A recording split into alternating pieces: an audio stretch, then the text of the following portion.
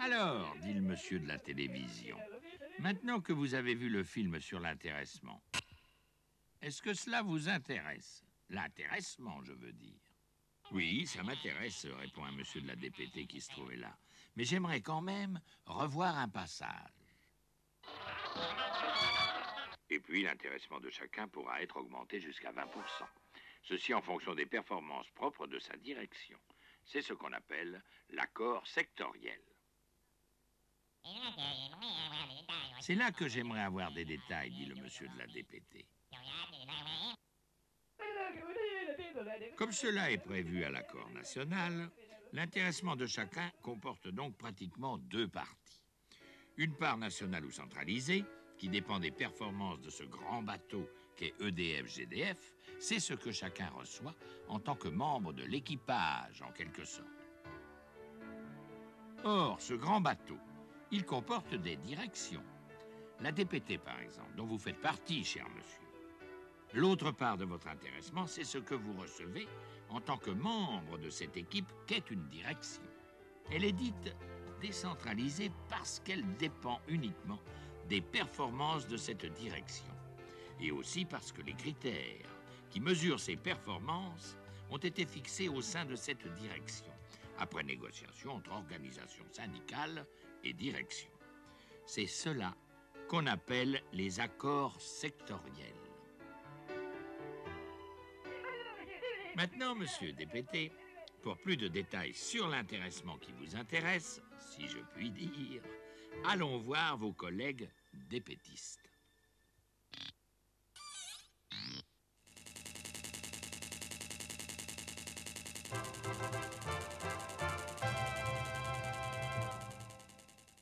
Alors, pourquoi cette part décentralisée de l'intéressement?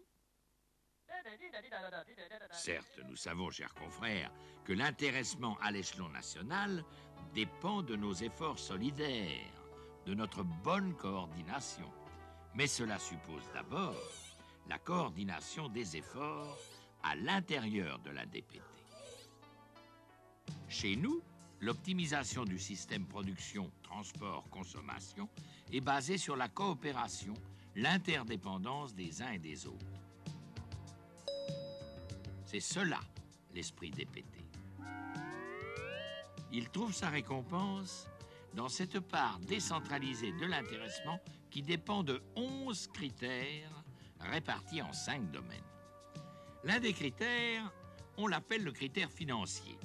C'est le prix de revient du kilowatt-heure livré par la DPT qui se calcule grâce à la formule qu'on connaît. Certains, au niveau central, peuvent agir directement sur ce prix de revient. Les gens du service combustible, en négociant des prix avantageux.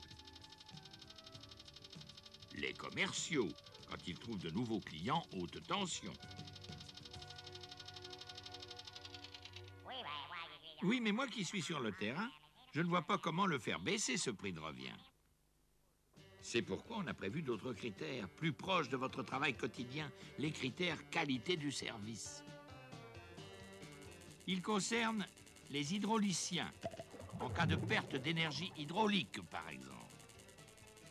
Ils concernent les thermiciens, en cas d'indisponibilité fortuite. Du côté du transport, c'est pareil. Et les mouvements d'énergie, chargés d'optimiser le système, eux aussi sont concernés.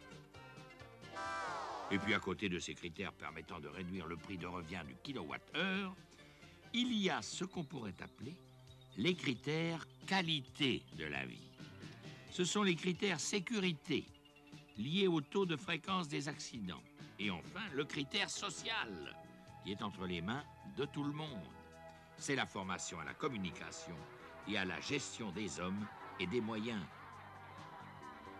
C'est l'apprentissage d'une meilleure coordination entre nous tous.